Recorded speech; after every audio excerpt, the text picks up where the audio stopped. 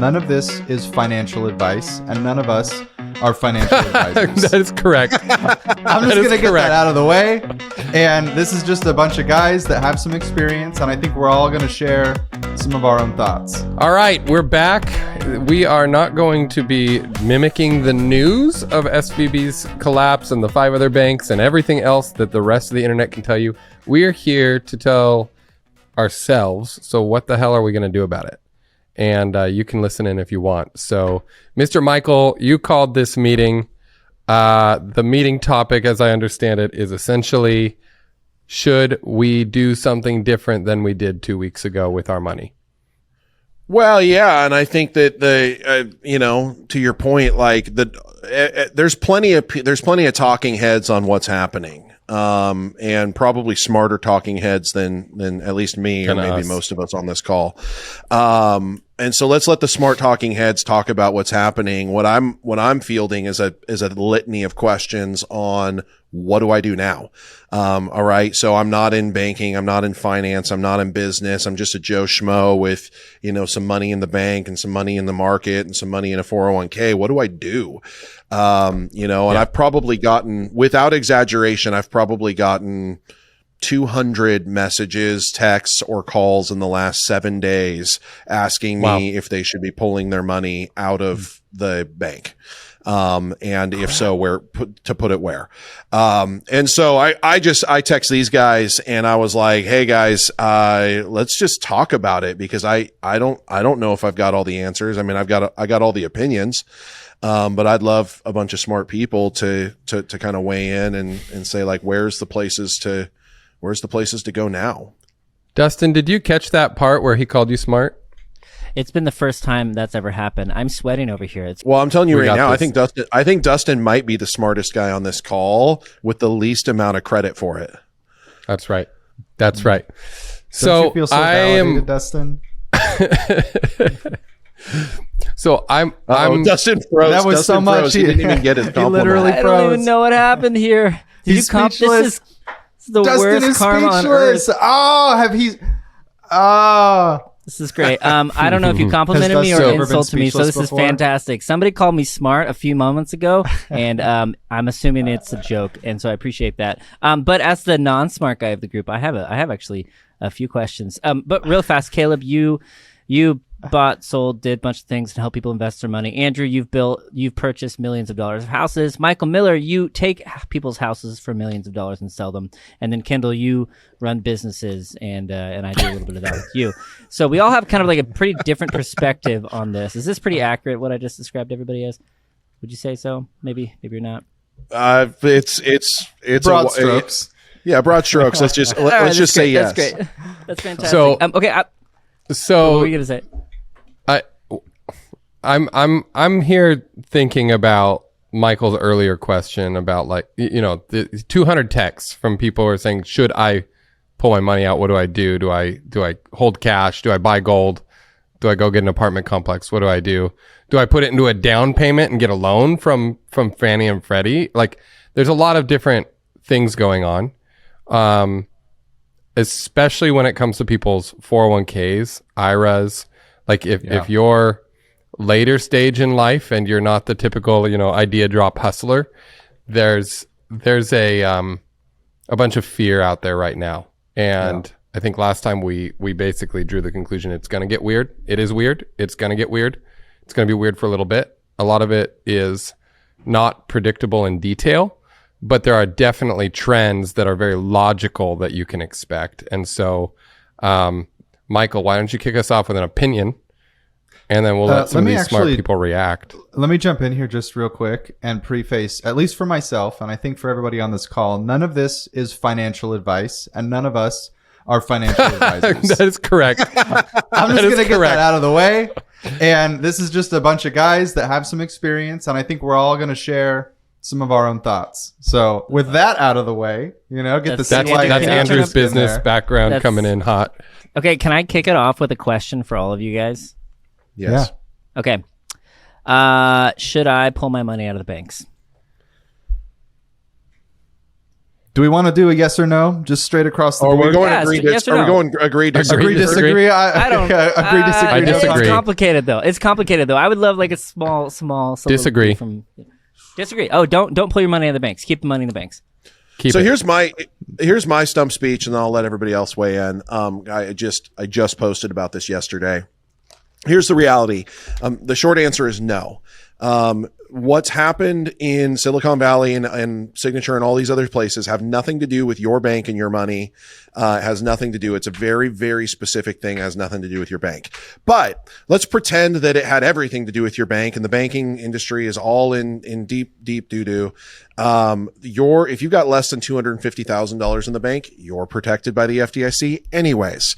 If you got more than $250,000 in the bank, well, cut it in half and put it in 2 banks. And now you're protected by the FDIC. So what people don't understand is that your money is protected not against if the bank collapses, you don't lose your money. The entire federal government would have to collapse in order for your money to be unprotected. So at which point, we will be trading in salt and labor and handshakes and money. Yes. It's a big reset. Which one of my top points for this podcast is on that. So what to do? You think the government's collapsing? No. But if we're talking, where do I put my money right now? First. I think prepping is a legitimate place to put your money right now, or could be. Or businesses that sell things to preppers. Disagree with that. I'm in the stock ticker That's... of the prepper business product.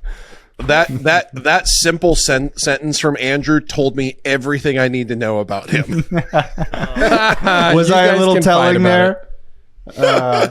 No, I get it, man. I don't care about any of that stuff. I care about rational, strategic, observation-based decisioning when it comes to money. And anytime there's hysteria, almost unequivocally the wrong thing to do is take an immediate action.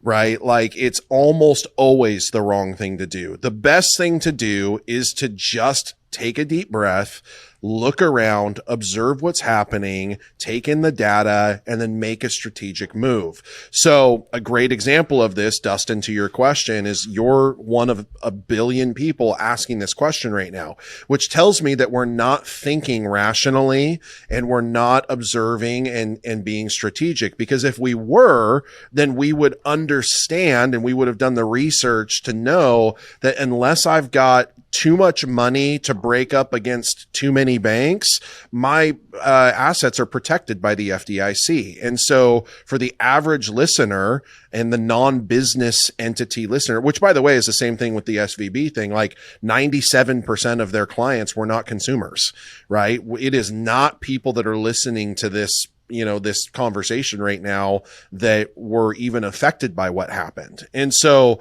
no, the short answer in my opinion is you don't need to take your money out of the bank. If anything, I would argue you need to take your money out of the stock market. I would agree with that. There you go. That's good. And again, not anybody disagree with that on this call? No, that's all that's in favor. Like the obvious thing. Be out of the market. Yeah, and I've been calling it now. I'll say it now. CYA, not financial advice, but I'm calling a 25 to 30% market crash this year, led by bank stocks. Yeah. So, yeah. All right. So there's a lot of things that happen. So let's talk about that for a second. When you have big dips in the general stock markets, what else happens? Right? It's because there's a lot of people who are building businesses or they're just working a 100K job and they're putting $6K a year into their retirement account and they're not heavily invested in the stock market. They're lightly, they can pull out their Netflix stock, but like a lot of people still want to know how else am I affected? And what do you anticipate being the additional ripples as those markets tank? So layoffs is like the easy thing that goes around the news, but what else? Before we jump into the ripples, I would just add to your point, because I agree with you, Kendall, but I think the common thing that people miss is the primary way the average person is invested in the stock market is not in Netflix or Tesla. It's through their IRA and their 401k. It's their Roth IRA and Yeah. And so that is a point that I'm making really strongly right now, is that, yeah, you might go, well, I'm not in the stock market, because a lot of people don't consider their retirement money their money. It's kind of this weird phenomenon. It's like they don't think about it in the same way. And so when I say forget it, baby. Set it and forget it. And so when I say I think everybody should be getting out of the markets, I mean in your retirement accounts as well, because I think that there's some great danger. But I'll shift aside to other opinions on the broader ripple effects, because I think there's an endless number of those. So to just bring the opposing view, so I'm not opposing the view, but there is a logical other view that you could just leave your money in the markets and wake up 15 years from now. If you're not retiring in 3 years, you could make a reasonable choice to leave it in and just let it recover naturally as the markets tend to do. My argument, though, is that the markets are not the same. So the market cycle, because you're just describing the same market cycle that exists in most major investment vehicles. Right. My argument, and I don't disagree with it as a banker, but as a recovering banker, I look at the market and I go, we're not talking about the same stock market that we were talking about 20 years ago. The environment is not the same. And so I do have a philosophical disagreement with that, because I don't believe that the markets are going to rebound the way that they have historically, because you got to remember the stock market from a mechanics perspective has had very little innovation since its inception. Right? Like, if you were in the 80s and you wanted to buy or sell a stock, you had to call your broker, and he had to send it to a trader, and then he'd have to go down to the floor on Wall Street, and they'd have to manually trade this paper. Right? We're in the Robinhood era, where you can buy and sell stocks in a half a second if you're 16 years old and have a bank account. Which means you can get wiped out in the same amount of time. And the markets can be controlled based upon social influence, unlike ever before. That's right. And so and Dustin and I have talked about this at great length. I have a conflict with the way the market, I believe, was not built to have the level of access that we have to it today. So I have a conflict with the stability and the viability of the markets as a long-term strategy until some sort of regulatory innovation takes place that provides more stability, because I feel like the markets are actually less stable than they've ever been beyond what's happening in the economy. So that's my counterpoint to your counterpoint, is I don't have enough trust that I'm going to see a 15-year rebound recovery in the markets like we, could have said if we were having this conversation in 1990. Yeah. So in general, we're on the same page. I think there's a third piece of this new era of public markets that is technology itself. I mentioned this last episode, but we're so over-indexed by market cap size on tech right now in the public markets, because what has driven, let's just take Zoom's stock price. Anybody listening to this can go look up Zoom's stock price over the last few years. Zoom did not materially change anything about their technology right in COVID. But what you'll see is a massive up and to the right chart right when we went through COVID, because we all knew other people are going to rely on Zoom for work. That hype, that social proof, that tweet, that drives the market to go crazy for Zoom. What then I have a big issue with, just at an integrity or running an honest business level, is the management of that company. And regulators have to adapt too, but the managers of that new capital, that newfound public capital they just got infused, now have to decide how to deploy it wisely into infrastructure that will stand the test of time, in a time where they probably had their business overvalued. They probably grew their equities much faster than they grew their customer base. And they probably then went on a hiring spree. And I haven't even checked this with Zoom's the news, but I bet they did mass layoffs recently. If I were a betting person, you can kind of just go, well, times changed. And so if I look at what the incentives of our public markets do in a social and tech era, I actually see they incentivize management to make pretty unwise decisions. You can overhire, then you have to do mass layoffs. You're running what could have been a stable business in a volatile manner. Those are your incentives. It's like the opposite of what the Fed's done with interest rates. Like by keeping interest rates at zero, they were incentivizing bad actors to make bad financial decisions with assets because the cost of funds were so low. It's like the inverse of that exact same thing, where it's like so now you get so flush with cash.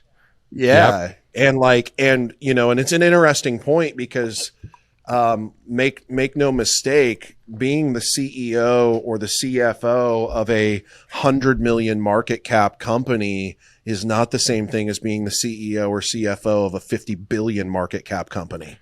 Correct. And a lot of these companies experienced that phenomenon because of exactly what you're describing. And I think that's really interesting. That's a really interesting perspective, is because now you've got, it's not even bad actors in that respect. It's just ill-equipped leaders in an experience that they just don't have.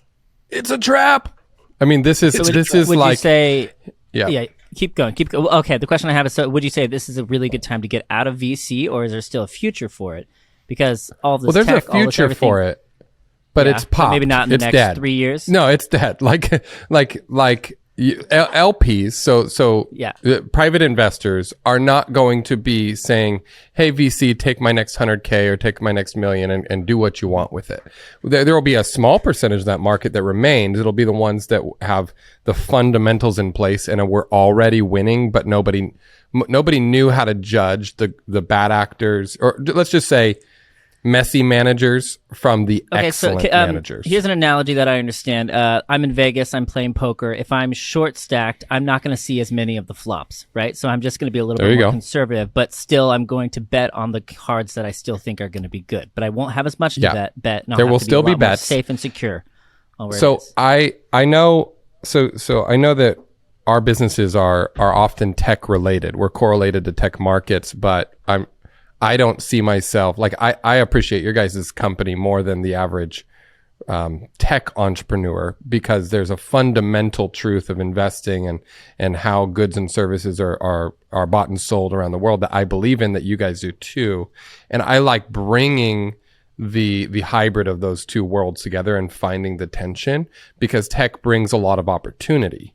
It's incredibly scalable. We're in an environment now where energy costs are almost going to go to zero, because we can harvest almost infinitely the sun's power without even making the next coal mine or nuclear plant or hydro dam, because once you manufacture a panel, that solar panel will last 100 years. It might have it might fall off a little bit, but you can replace it, and the almost zero part, like, that will continue to be true. Now, what I don't know is what will our government do as that happens in tech. And this is where a lot of people in tech, they know a lot of nerd stuff that is somewhat true based on physics, but there is a lot of social bent in those areas to government regulation and how government should manage things, and what social programs from our wealth should the government push and control. I kind of don't know in this financial, I don't want to call it a reset, but it might be a reset. Whatever is happening right now, I don't know how the fact that AI and energy and like the cost of computing power as they go to zero, which should create margin and wealth for our society, which should be able to benefit the everyday person. I don't know if the banking system gets effectively reworked, if the people will keep the benefit of that, or inflationary forces actually wipe out what is a natural technology. I gotta say, I do feel like you're being a bit generous with that. Like innovation and education and all that stuff. Yes, that does change how money gets moved around, but it still gets pooled, and there are still bad actors. And who's to say the person who built the panel says, okay, cool, this is mine now. I'm going to sell it and I'm going to make the majority of the money, right? So hopefully that's the case. And no, in tech, once IP is out there, it doesn't matter what corporation started it, that you can steal that employee and they can do that innovation for you. So once the cat's out of the bag in tech, it becomes an asset for the world. And that's what is happening with solar and AI at a very basic level. There's plenty of other things I won't get into that are more nerdy. But to me, those are macroeconomic concepts because energy and computing power, information, are resources that affect us all as much as money. So I see all three of those things hitting right now.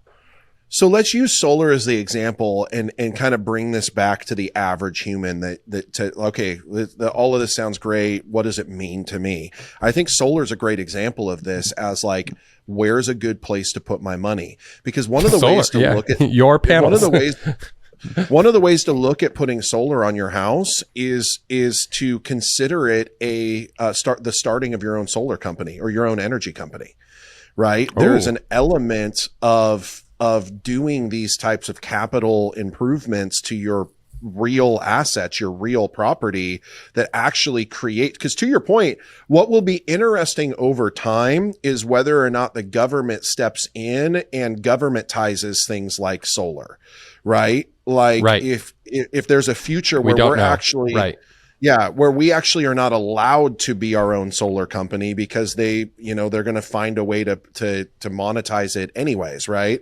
But as it sits right now, you've got the ability to not only create a system or a company, if you will, that fuels the house that you live in and the energy needs that your family has, but also has the ability to feed back to the broader grid and have you be compensated at some level for the energy that you provide the area in which you live. And if you think about it through the lens of like, where do I put my that is, if you, I mean, and this is a reach, but if I consider this my own electric company at my house, that's a pretty good place to put my money because I'm putting it in a hard asset that has cash flow. It's back end cash flow, right? Because it's savings, not revenue, but it has cash flow and it's creating a sustainable system that fuels my life and the lives of people around me.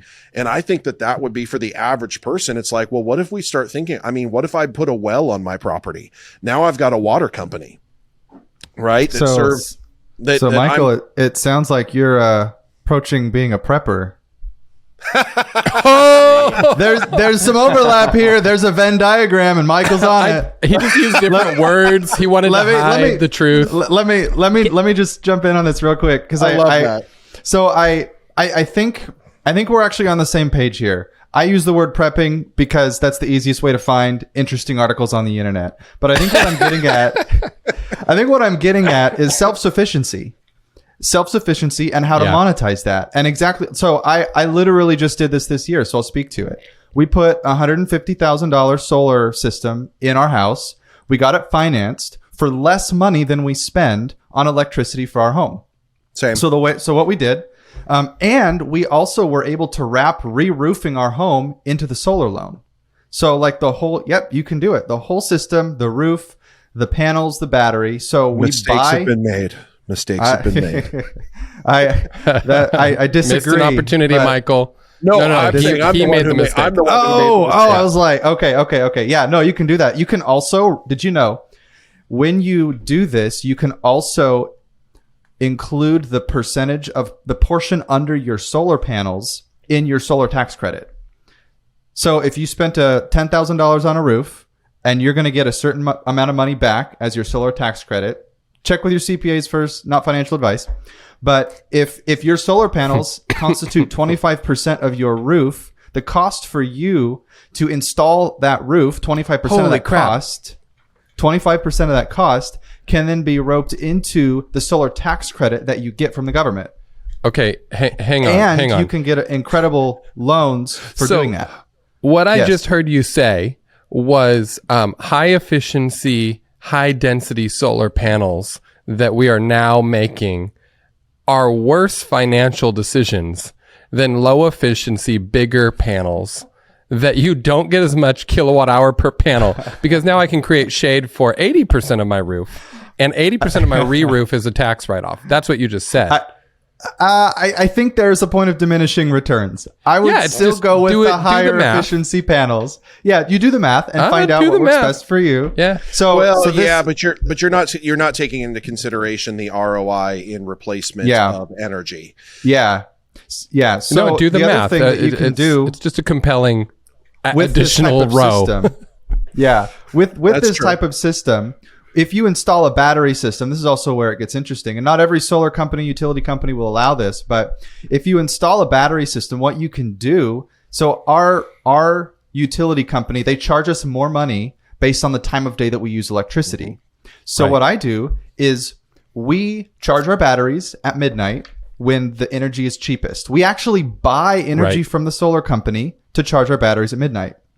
And then you sell it to them at 4 p.m. We sell it back to them at the increased rate. And at between, what is it? During the day when the sun is powering our house. How much money do you make a day from doing this? Because I want to know the amount of intelligence and thought that you had to put into there to make $2. I'm imagining this probably feels better than it actually is good, but how much do you make a day off of it? So I haven't calculated how much I make a day, but what I have calculated in summer, our energy bill for our entire property was over $1,000 per month. Right. Wow. Yeah. And right now, our payment on this solar system that powers everything is $462 a month. Dude, I just paid $960 last month for my electric bill. PG&E. And I paid. Yep. Go ahead. Mine was $1,300 a month last summer. I paid $5. Caleb, you live in Honduras. How much do you pay for electricity up there? It's expensive here, but we don't use much. I'm probably about $120 a month. I think you could also get a Bato to go tap into the neighbor's system, right? That's right. I can go climb a tree and maybe hook up some wires somewhere. But I do want to talk about why is cash flow and why are hard assets important? Because you mentioned that, Michael, and I think there's some key points here. So in your guys' words, why is investing for cash flow important in the economy we're in? And what's the deal with hard assets? What are hard assets? And why you tell us, Caleb. This is like your space. Like he is the guru of cash flowing assets. Okay, yes. My background is buying first position real estate loans at a discount. So cash flow is my space. But the issue with my world is buying paper. It's buying future money at a discount, which is the same problem the bond companies have right now. So what I'm looking at is how can we as a family get our house in order? So where can we actually improve cash flow personally? This for the everyday user. Where can I actually pay down high interest rate debt? So if I've got a 12% credit card, let's go into 15%. Can I pay that off? And that's actually a 15% return on my investment by eliminating that outgoing interest expense. So a lot of people are sitting on credit card debt or high interest rate debt. So that's the first, for the average person, the first place to start is paying off your high interest debt that you're sitting on, especially if you cannot leverage that. And a guy like Michael, he can borrow $1 and go make $2. Most people can't do that. So if you don't have the ability to arbitrage that in a safe way, pay off your high yielding debt. And then also this idea of how do you invest in the physical assets? What are things that you can put in, like a well? What are, we joked about investing in chickens, right? That may not make sense financially, but what are things that actually add value to your life, or that when the world gets even nuttier, things are in your control and they benefit you and your community. Self-sufficiency. Can I push back on the first point for just a minute? Please do. Because I don't disagree with the direct math of the economics of paying high interest debt first. But here's where I find a lot of people get derailed, and this is becoming kind of one of the worlds that I hope to specialize in, which is really what we're talking about is money mindsets. Because the issue that I see with people, like I tell people probably the number one money question I get is not how to get cash flow or how to make more of it. It's how do I pay off my debt best or fastest? And because everybody's crippled with credit card debt and bad debt and all these different things. And my opinion is actually that the fastest way to pay off your credit card debt is to not pay it off at all. To make more money. Yeah, because here's why. And we've all heard this concept, but many people haven't. And it's the concept of pay yourself first. So what happens with the reason why I say let me push back is not because the math is wrong, but because oftentimes the mindset is wrong and people get trapped in these cycles of this philosophy. And so here's what happens, simply put. The way most people manage their money is they get paid, they take their income in, they then pay, the first person they pay is all the bill collectors, their mortgage, their car payment, their rents, whatever it is. And then they take whatever's left over and they dump it on their high interest credit card. Well, there's two fundamental problems with this. One, if I dump all of my cash onto my credit card, then I've got no cash to pay for additional expenses this month. So where am I going to spend that, or where am I going to pay for those expenses? Back on the credit card, creating this endless loop of credit card debt that just never goes away. The second problem is if I deploy all of my capital onto the credit card, well, now my money's not working for me. It's working for the bank. And anytime my money's working for somebody else, I'm losing.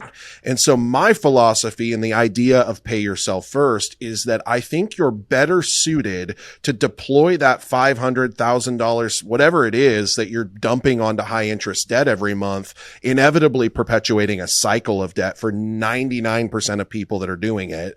I deploy that same money into paying yourself first by saving and creating assets that generate cash flow that ultimately allow the cash flowing assets to pay off the high interest bad debt over time. Now, the math of what you said, I totally get it and agree. I just don't think that's how most people end up operating. And so what they end up with is this endless cycle of frustration and defeated, mindsets because they never get out of debt and they have no assets. I'd rather somebody have a maxed out credit card at 25% and figure out how to buy some cash flowing assets, because I know that over time, those assets are going to be far more valuable than that money was at zero, at being paid off at 0% interest. Right. So that's my only contrarian thought to what you're saying. I get the math, but I just don't agree with it as an operating philosophy. So what investment, Michael, for the average everyday random person that works at Starbucks or works at, the office down the road, what investment would you invest in that is a cash flowing asset that person with a maxed out credit card would be able to purchase? Kind of walk me through that. They should watch Idea Drop, and we've got 99 of those examples. Yeah, you can get into the Idea Drop Facebook group, and there's 1,000 ideas in there. Now, I do want to say though, and guys, this is an Idea Drop podcast, so I'm guessing our listeners already are aware of this. For the other 90% of people that aren't entrepreneurial, what would you say to them? So that's an interesting point, right? So that's immediately, because even Caleb said it, I know how to take $1 and make $2. And that's not an everyday person. That's not the average person. That's what listening to this. So yours is going to be a 200% ROI, which beats the heck out of paying off 15% credit card. But if you don't know how to make 200% ROI, then investing in your credit card debt at 15-20% is way better than any return you're going to get at the stock market. Yeah, my only argument is that's all good and fine if you want to be broke for the rest of your life. So to me, this becomes an issue of choice, right? I don't disagree, or I don't believe that every person should or could or ought to become an entrepreneur, right? So a lot of the online gurus are going to be well, everybody should just learn how to side hustle. No. Well, if that happened, we'd be in big trouble because we'd have no employees, correct. Right? So we'd have no infrastructure. Right. So I'm not trying to be I'm not trying to be idealistic about the idea that everybody should do what I do or what the people on this call do. But what I am at least bullish on is the belief that you can do something as a hybrid and learn to answer your immediate question, I work at Starbucks. Where do I invest my money? I think that there's two primary answers for me to that guy. The first is first and foremost, I invest in a skill that creates more income for me. I would agree with that. And I just don't care about whether or not you want to be an entrepreneur or you want to side. Like to me, that is where I kind of draw the line. And I go, if you've got debt problems and you got money issues and you're trying to get out of this cycle, like sucks to suck, do what you have to do. But the best and highest ROI is learning a skill that creates income for you separate from your 9-to-5. Doesn't have to mean that skill's objective is to replace your 9-to-5. It just means that you're going to get a much better return on that skill than you're going to get paying off 15% credit card debt. The second place I would invest, and the lowest, and this is a big, there's a lot of guys that popularize this idea, is it is very, very easy to be a low entry entrepreneur with very little effort by learning how to flip something. You can do this. Like the guy who runs my mastermind got one of my real estate masterminds. He got his initial kind of online notoriety because he built a couch flipping business to, $8,000 a month, where he was a minor league baseball player. They make no money. They make like $1,500 a month or something. And he had to figure out how to provide for his family. And he started flipping couches, grew it to an $8,000 a month business, and realized it's the same thing as flipping houses, and became a real estate mogul. And so that's the trajectory for him, right? But the trajectory for the Starbucks guy could be the Gary V approach, right? Hey, go hit a garage sale, buy a box of Hot Wheel cars for 25 cents, get on eBay and search every one of them. You'll find that there's a handful of them in there that are worth $100. And now your 25 cents is, exponentially higher return, than what you would get on your credit card. And to me, that's not the same thing as telling everybody to become an entrepreneur. To me, that's the same thing as saying, learn a skill. So if I'm Starbucks, I got $500. Can I go buy something with that $500 that I can then turn around and redeploy or sell for $1,000 because I need to get out of debt? Right. And then, maybe you become the mastermind guy and you convert that to real estate mogul and you're this awesome entrepreneur, or maybe you just get really smart at getting out of debt. And now like you're in a much happier place living the life that you want to live. So that's my kind of answer to that, or approach to that. Yeah. So I think a lot of this depends on personality too, because there are people that would hate their life if they had to do that. And that's okay. Like there's a whole community. Do you guys know much about the FI community, financial independence? Their whole shtick is cut down your expenses, save like 60% of your income from working a day job, and retire in 10 to 15 years. Like that's their thing. So they're like the put my head down, truck through it. This is like the accelerate, be entrepreneurial. Don't, get yourself out of being under somebody else's thumb. And I think that can be a personality thing. I don't think so. I think this is survival and self-preservation, which is the whole theme of this episode. So we're talking about is banking in danger?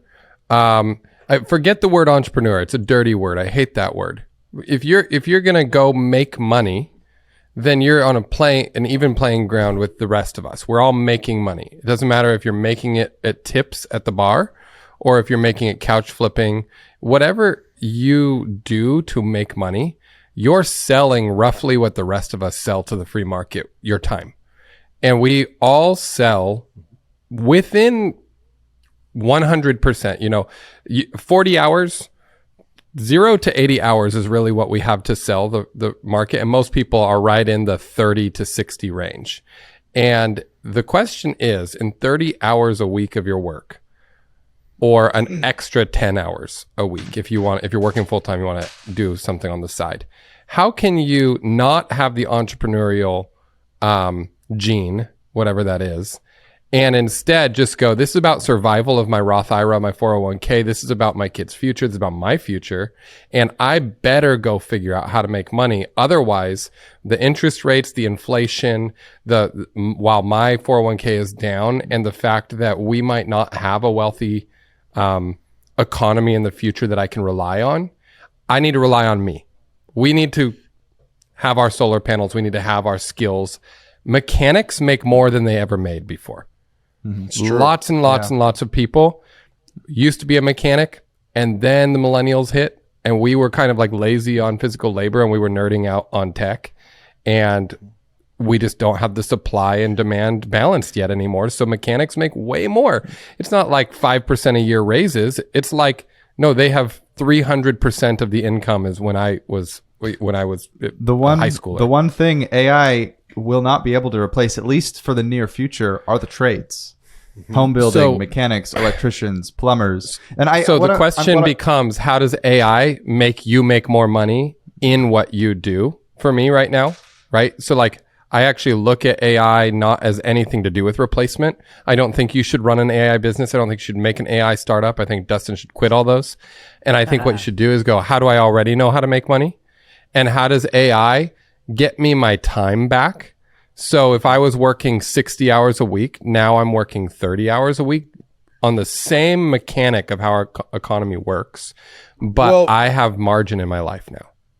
Yeah, but coming back to Andrew's point, there are humans that hear you say that and just blank out. Like they're like, I don't get it. I don't. And if they keep listening, we're going to crack that nut for them, because you got to get away from the hype and you got to get to the substance of what are the actual use cases. Okay. Because this isn't a technology thing.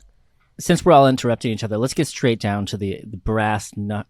What is it, brass tacks? Brass tacks. Brass knuckles work. I know. I just want to throw punches for some reason. AI will disrupt your jobs. It will take jobs. Michael, I disagree with you in terms of go learn a skill, because what a lot of people think of when they say go learn a skill is I'm going to go learn how to program. That's what you get for disagreeing with me, you freeze. Don't learn how to do programming. Don't learn how to do website design. Don't learn how to do copy, and don't start a writing business, and don't do any of that shit, because it's really, really easy and everybody can do it. It's going to become completely oversaturated. Kendall, you're totally right in terms of how do I use the technology to leverage what I'm already doing. But I just want to ask you guys a few really pointed questions, and you tell me if I'm right or wrong. Okay.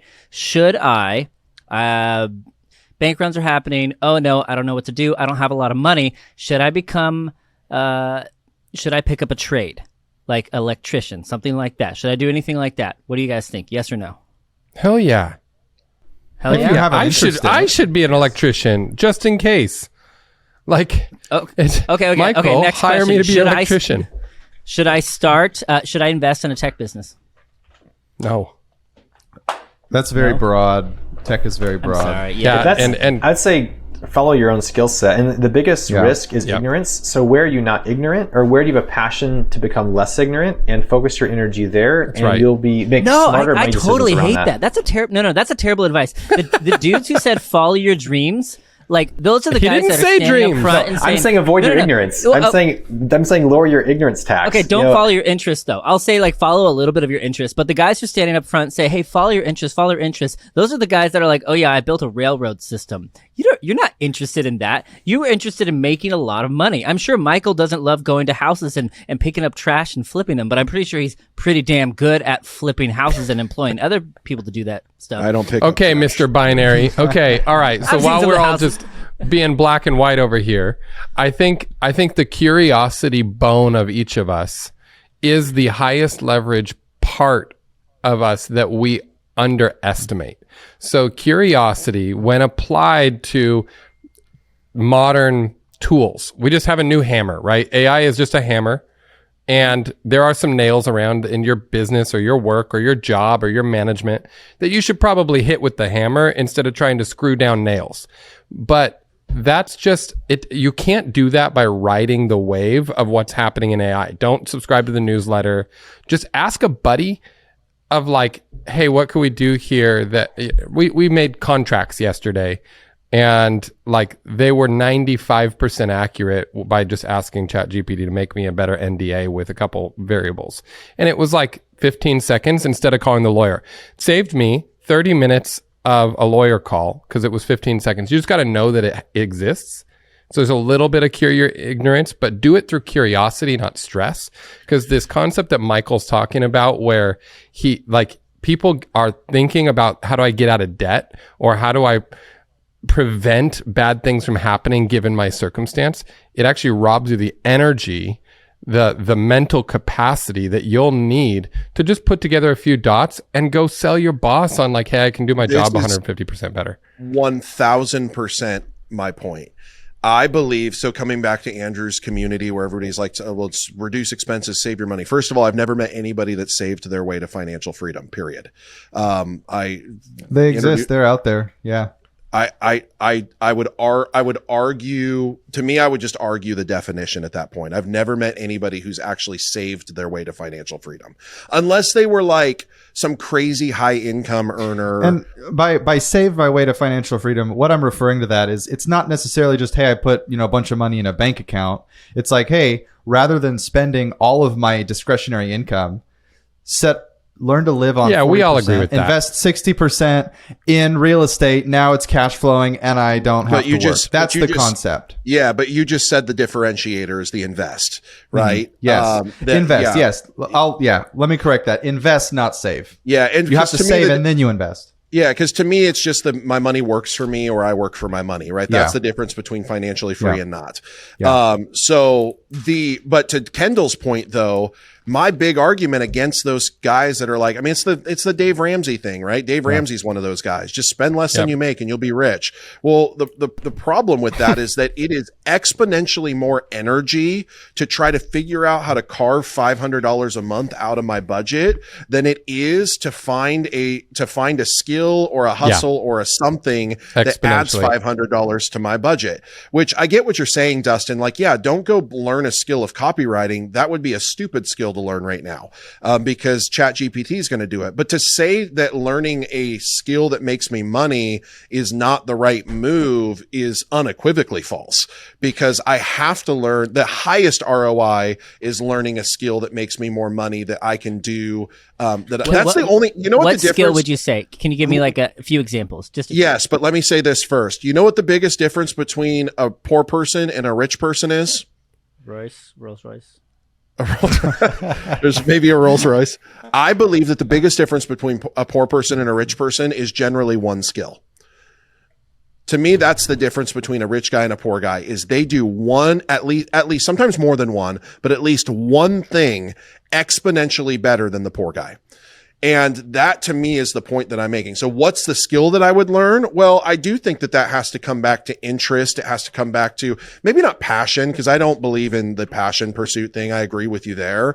But I have to look at the market right now and go, I'm probably not going to get paid really well for copywriting right now. A, because it's wildly saturated. And B, because there's a robot that's doing it now better than I can. If a guru is saying this is how you make money in today's era, and I'll teach you how, sign up for my course, all it means is they started making less money doing it, and they realized that now they have to teach it to get any scale out of their craft. Yep. So here to answer your question very bluntly, here's a very easy way. Here's a very real skill you could learn that I will pay you tens of thousands of dollars to deploy in your spare time. If you learn how to find real estate deals and properties at 70% of fair market value, which is absolutely possible. That's how we buy all of our properties. If you learn how to find those deals and introduce me to those sellers, I will pay you tens of thousands of dollars every single time you introduce me to a deal that I am able to buy. That is a real skill that you could learn to do in your free time, in your spare time. Is this open to the general listener? So like Joe Schmo comes up to you and says, "Hey, Michael, this is a $500,000 property. It's going for $350. Let's talk." Obviously every deal is different, but and here's the crazy part. You don't even have to be a professional wholesaler. If you came to me, Dustin, right now and said, my uncle's got this house that's worth $500,000 after it's fixed up. It needs $50,000 in repair, but he'd be willing to give it to you right now for $300,000. I would buy that property and I'd give you somewhere between $20,000 and $30,000 as a finder's fee. I've got one more thing to interject here, is that making this relevant for the average person. Right now in my season, I've got a little more time than money. And so for my case, I have an interest to learn videography, video editing, just for family videos for my family. Well, so my wife and I, we launched her YouTube channel last month, and I'm editing her videos. That saves us $1,000 to $1,500 a month paying a video editor for all of our content. And that will turn into thousands of dollars of additional income over time if it takes off. So I'm learning a skill that I want to use personally, and it's actually building an asset of digital assets that could be cash flowing in the future. So I love your number. $1,000 to $1,500 a month is what you're saving there. It would be very hard for most people to save $1,500 of credit card interest. It's much, much harder than what you just did to not have to pay an editor for the YouTube channel. And it will become an income stream as an asset if you do it well. If I do it well, you have digital assets. Yep, that might have 100x. It might be, okay, I put in $400 worth of video editor time to do that if I was going to pay somebody. But that one video could generate $40,000 for us over the next 3 years in affiliate and ad revenue or course sales. So it's like, how do I build digital assets while also saving money today? And I'm learning a cool skill set. So when I travel with my family, I can capture really cool family videos for our grandkids to watch. So that's an example of like learning a skill and saving money and creating new value. I have a problem with this, and I want you to help me solve this problem. You got a lot of those. Yeah, it's not. Yeah, that's true. So those things, those will typically pay you an hourly wage. Like, let's say I say, "Hey, Caleb, wow, I love what you're doing. Can you go make me a video? You're going to charge me $1,000. It's going to take you 10 hours to do it, or whatever it is." Right? That doesn't scale super well. He owns the channel. Yeah, it's our channel. It's our own content. So I would not service, so you could contract that out, but I would like this to turn into 6-7 figures someday. And so I'm spending my own time, not making much money. I'm making no money now, right? I'm losing money on my time today, but I see a path forward where that will pay off over time. And that could be an X factor in paying off our debt 6, 12, 18 months down the line. If that makes sense. Okay, so we're talking about starting businesses then. We're not talking about learning a skill. We're saying, hey, go learning a skill that lets him start the business. We're getting into a nuance here though, because what a lot of people think entrepreneurialism is just being a business owner. Most business owners are just wantrepreneurs. They don't start businesses. They start jobs where they're their own boss. That's right. So let's not pretend that being an entrepreneur and running a small business is always the same thing. No. And so, or learning a skill and deploying a skill. If you learn how to find real estate deals and you make $100,000 a year kicking me your real estate deals, that doesn't make you an entrepreneur. That makes you a guy that knows how to find deals. So this is the freelancer gig economy. Like, things have changed. COVID accelerated. Good. I like that. We were already doing that. this. That's fantastic. I support that notion. That's great. Call it what? It's the freelancer gig economy. Yeah. Like, we don't have big winners as much as we did before. It is get a skill and double down on it. When I first met Dustin, he was making $70 an hour doing streaming and production stuff for consulting gigs, right? And I'm like, damn, I don't make $70 an hour every hour. I might have different incentives. I might have long-term equities. I might have bonus structures. But like, there was a reality of like, I had chosen long-term payoffs, and he was making short-term cash. Now he can just take the short-term cash and then invest it into a long-term equity. You can make the cash now and then buy. He didn't need to live off $70 an hour. He needed to live off of 35. And so as long as you know how to not lose money on your taxes and keep what you're actually paid, which is what we call like a business, it becomes this really like harmful label to go, Dustin, the $70 an hour video guy, is scaling a business. No, but he might start an LLC and he might shelter it and they might buy a deal with Michael and he might syndicate. He might even source the deal with Michael and have long-term equity and his $70 an hour gig. So what might be interesting for this group is let's define the difference.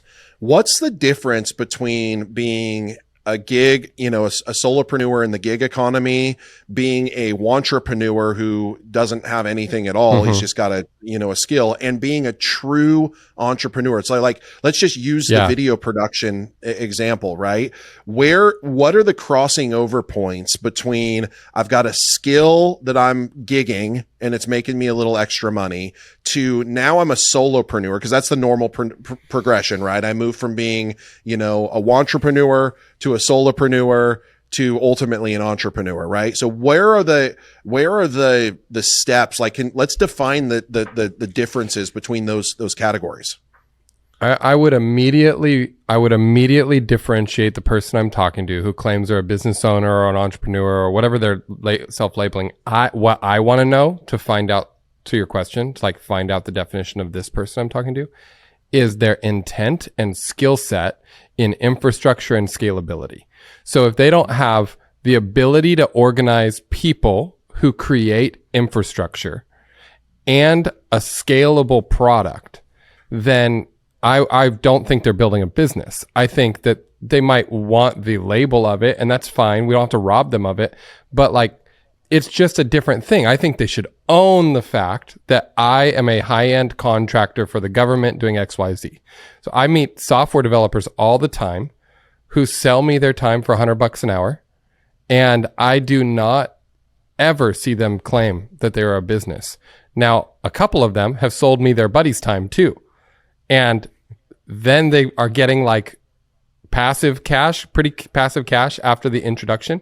I still don't think of them as a business owner. They're just a guy who sold me some real estate deals, right? They literally don't have the intent to establish infrastructure and scale.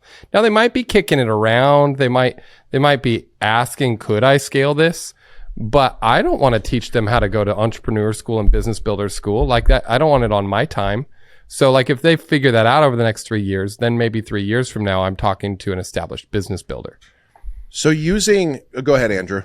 Yeah. So this is how I would define the difference between those three. So you are like a wantrepreneur would be someone who it's your part-time gig. You do videos part-time, you make some money, but it's not what helps you survive. And a business owner, a solopreneur, is someone who basically does that full time. That's what pays the majority of your living expenses. And an entrepreneur is someone who doesn't need to anymore. They could choose to, but the business runs and operates on its own independently. Whatever they've built, they've figured out a way so that they don't have to be involved in it. In my mind, that's the differentiator between I like those three categories. I'd probably use different words, but I like those categories. Like entrepreneur to me has become a watered down term that I don't care about. What I want to know is, what are you good at building? Are you good at building out a client invoice? That's what you're good at building out. Or are you good at building teams? Are you good at building products that scale? Or is the product you're building inevitably going to hit a cap and this is going to be a lifestyle business for you? And that's great. That's highly respectable. I don't think... Yeah, and there's nothing derogatory about any of those, by the way, just to be clear. Like those are all great. Well, I think the only time it becomes derogatory is when you're a wantrepreneur or you're a solopreneur pretending to be a real entrepreneur. Like that's the only derogatory. Dude, you know how somebody is one of those is if they just introduce themselves as an entrepreneur. That's right. It's totally real. A serial entrepreneur. Like how many assets do you have? Oh, God. Yeah, I agree. I think I agree majoritively with like both your perspectives. I think for me the biggest difference, because what I don't agree with is that to be an entrepreneur I have to have choice to be active, because to me the biggest difference between a wantrepreneur is somebody who honestly, I would actually maybe say wantrepreneur is the negative connotation asset. To me, a wantrepreneur is somebody who really wishes that they were an entrepreneur but can't figure it out or isn't willing to do the work. Or they're making six figures selling oils to you, and they want you to be their downline. Well, and let me say this too: like those people are. There's nothing wrong with being in that category as long as you know where that you're just there. Own it. You have to start somewhere. Everybody starts there. Yeah, for sure. I think in some way or another we've all started there. Michael, you weren't born flipping houses. You weren't born investing. You started there at some point. And sometimes starting is the hardest part. And I think there's probably a lot of people on this podcast who are probably in that category, whether they'd admit it or not. Well, and I want to be clear, like, this is not a derogatory thing for those people, because you're demonstrating the courage to start something new, to teach yourself something new, and you just have to start there. And you only become a wantrepreneur when you have this like ego hustle. Yeah, I'm an entrepreneur. And you're like, no, actually, you're like selling your time doing video stuff, you know, a couple hours a week, which is a great place to start. Highly respectable. But totally highly respectable. Well, and I think it's important to understand that you can actually be multiple of these things at once. Because what I see, to me, the primary, let's just go solopreneur to real entrepreneur. To me, the primary difference, because I agree with Kendall in the definition being about intent, right? To me, the difference between a wantrepreneur and a solopreneur is intent. Am I really going to turn this into a business? Because a business has infrastructure, it has systems, it has people, it has processes. That to me is like, do I intend to do those things? Replaceability. Then the difference to me is, am I actually doing the work to create those things? That is where I cross over from a solopreneur to an entrepreneur. What are you doing? What am I actually, have I done the work to create financial systems, processes? Have I done the work to hire people? That's why I say I disagree with being an entrepreneur means that I have the option to be passive, because I believe an entrepreneur is somebody who's actively doing the work of building the business. But to your earlier point, I think, like, for example, because I actually don't flip a lot of houses. That's not my primary part of my real estate business. I would say in the house flipping side, I'm more on that edge of like solopreneur to entrepreneur. I don't have as many systems built for that. I don't have a full team for that. I don't have all the infrastructure, because the truth is I don't want a flipping business. But on the investor side, I would say I'm a real estate entrepreneur, because I've got a sales team, I've got a marketing team, I've got financials, I've got accountants, I've got systems, I've got a funnel, I've got a process. Those things make me an entrepreneur, but I'm not passive in that business. Maybe if you're a banker, like an ex-banker, I would call that a business owner. Like that's not an entrepreneur to me. That's a business owner. And I know that's just semantics difference, but like, you're going to get thrown in the bucket of Joe Schmo who sees himself as an entrepreneur. And that, I think, like, it's because you're coming from such a formal background. Define the difference to me between business owner and entrepreneur, because when I think about business owner, I think about the businesses I own that I'm not active in. I think about my record label. Well, I would call that a shareholder. So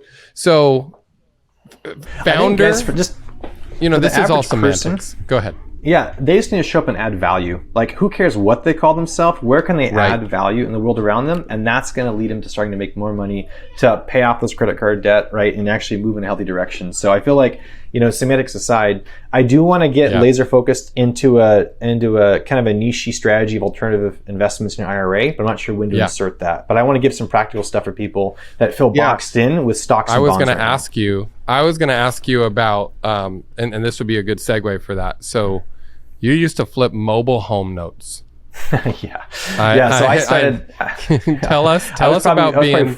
I was 14 or so. So I started running a commercial fishing operation at 15, family business, bought that business, and then I started flipping mobile homes in Redding, California. I was maybe 14. I'd buy them for cash, like $3,000 cash. I'd put maybe $1,000 into them, and I would carry the paper. I'd sell them for $10,000, but I'd carry financing. But you'd carry the loan, which is why you got the $10,000 price. Exactly. I get $2,000 back down, and I would carry a note of $8,000, and I'd make $300 a month. And I was making $1,500 a month at 15 off my little mobile home portfolio. Did you put value those there in a retirement vehicle, by the way?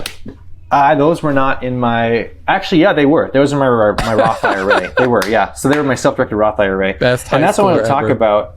Is that for a lot of folks, they think stocks and bonds are the only option, right? Cash, stocks, bonds, maybe gold, silver. Yeah, those are the core. But a lot of people don't realize there's a whole world of alternative investments where you can actually, let's say you just got laid off from your tech job, you got money in your 401k, or you're still working and you're afraid of the stock market. Where do I put it? Well, if you do decide to want to build wealth long term, earning skills and gaining knowledge in real estate, you can invest in alternative. You can put your retirement funds into custodial accounts, or you can invest in alternative types of assets. You can buy rental properties, you can buy real estate notes like I did. Yeah. You can buy all kinds of assets in there. You can hold commodities inside your retirement account. I think that's something a lot of people don't realize. And so in my case, I made income into my LLC. I set up a solo 401k that my LLC had, so I could put my cash into my retirement account, and then I use that to buy alternative assets. And let's say that you have a wealthy uncle or parents who are afraid to put money in the stock market. Maybe they've got $500,000 liquid. Well, maybe they have the money. You learn the skill set. You can put both your funds into a checkbook LLC, where you basically have control of the money inside of an LLC that your IRAs both own together, and you can invest together. So you learn the skill set. You go find good deal flow. They bring in capital. And that's another strategy that people can learn to deploy capital that's not yours in that safe context of close family and community. Michael, I see your brain's working. First of all, you're talking dirty to me right now. This is where I live. I love this stuff. And I do have a couple of clarifying, I guess, maybe questions, because I do raise a lot of capital this way for my real estate deals. What you're talking about is a self-directed IRA that has to be set up through a third-party custodian, and it allows you to invest your retirement money into hard assets tax-free. So if I've got a 401k from an old employer, just to go through the steps, say I've got an IRA or a 401k from an old employer. It's got $100,000 in it or $500,000 in it, whatever it is. I can roll that into a self-directed IRA. Then through that self-directed IRA, I can invest through note investing, through commodity investing, and through real estate investing directly into hard assets. Now, here's where you said something that I have understood to be untrue. So help me understand this. My understanding with the note investing and the real estate investing, or any investing through a self-directed IRA, is that it cannot be done with immediate family. And so you mean in terms of investing alongside of them? Well, so let me play it out and then tell me where I'm wrong. So my understanding with the self-directed IRAs, and I've brought a lot of investors into this, then they've invested in my deals this way. But what I've understood is that one of the qualifications, and the reason why you need a self-directed, is because a custodian essentially verifies that you're meeting the legal requirements of the use of those funds. Yes. But ultimately, if you're going to invest in a hard asset like real estate, you and anybody in your immediate family cannot be principal benefactors of that asset, meaning that I cannot buy a rental property and then go, or an Airbnb and stay in it sometimes as a vacation home. Exactly. I can't, and nobody in my immediate family can. But also what I've understood is that I can't invest directly into an asset, like say a house flip or a rental, with my son, because they are then become a capital, or I forget the word is, like a primary benefactor of the profit of the property. My understanding was that it had to be somebody outside of your direct bloodline and marriage line. So my understanding is with checkbook, just Google checkbook LLC IRAs is a whole strategy where you guys can actually invest together into an LLC. Your IRAs invest together into that LLC. That LLC then holds the assets. So obviously I'm not an attorney. You got to do your own research, but that's a strategy that's often used to invest together. So I'm just saying there are ways, but you have to take time to learn a new skill. This is learning a new skill, right? You got to start Googling and learning skills. So I'm, just to bring it back to the person who's working 50 hours a week with a salary, 100K salary, 80K salary, et cetera, and is stressed from work, because that's what corporations do to salaried employees. We give them jobs that they honestly can't keep up with, and they bring that stress home. And then, if they've got kids and a wife, or you've got a partner at home and you've got responsibilities at home, then you don't have time to get into this level of weeds, even if you watch Michael's podcast. You just aren't in that mental space. So bringing this back full circle, this is a time for self-preservation. The next 2 years, there are new tools coming back. You just keep your eye lightly on how other people are using AI. Don't understand AI. Just ask yourself, how are other people around me using it? And then don't be afraid to go to your boss, negotiate a 20% pay raise, and bring some of these tools into your job. That's been a big win for me in my career, has been figuring out how to take the things I'm curious about and make me more valuable, but do it on company time, because that gives me synergy and flow, which mathematically speaking is a lot better than me taking the amount I can net after I pay my mortgage and everything else and my taxes and my 5 kids eat food. Like, I can't save my way and invest my way in my Roth IRA to freedom. I have had to pretty much build in a single full-time job these types of synergies, and it's hard. So I think that's where most of America's workers are. I think that's probably what most of our listeners are. And you don't have to go full-time, be an entrepreneur to make it happen. So the only thing I agree with you, Kendall. The only thing that I would say to that, and I think Caleb would agree from, his background, I think that this last 5-minute conversation is probably the best part of this for that person. Because the truth is because here was the point, or the topic of the call, is the economy's in weird. What do we do now? Well, I think most of us, maybe not all of us, or actually, you know what? I won't presume to say what you guys think. But cash is in trouble right now. Cash positions are in trouble. And especially if the rate environment and we don't get inflation figured out, every moment of every day, your cash position is getting eroded, by inflation. And so, the secondary piece is, well, if it's not the stock market, then where? Then what? Then what? Well, I think now the answer to that is at least, again, not financial advice, but to me, the clearest answer to that is hard assets, things that I can hold on to that protect me from inflation, because hard assets benefit from inflation, right? We don't have time to get into the economics of that, but that's essentially why hard assets make sense. And so coming back to the guy who, because I get those messages too, like, gosh, I don't want to be a landlord. I don't want to flip a house. I don't want to figure out what the investment vehicle is. I don't have time for this. I can't even research what a self-directed IRA is. Well, to me, that's the benefit of those investment vehicles, because they are the only investment vehicles that I can think of that have the potential to be truly passive. So here's the example of that, just very simple, is if you've got $100,000 in a retirement account of any type, well, and you get connected with, whether it's me or a big online guru that you know or trust, like whoever's doing this type of work, you can get in touch with me. I will facilitate the transfer of that asset. I'll help you through the third party custodian. I'll help you transfer that asset into a self-directed IRA, and then you can note invest straight into the real estate deal with secured by deed of trust, secured by the real property, and that interest rate that we negotiate gets paid straight back to your self-directed IRA without you ever thinking about it.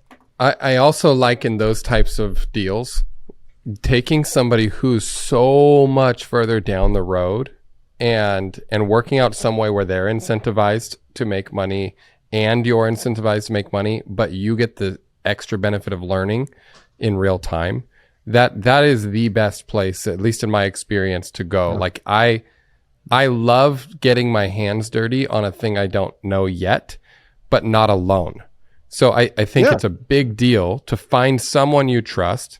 Do some deals with CPAs, do some deals with lawyers, do some deals with real estate brokers, do some deals with somebody who buys and sells mobile home notes.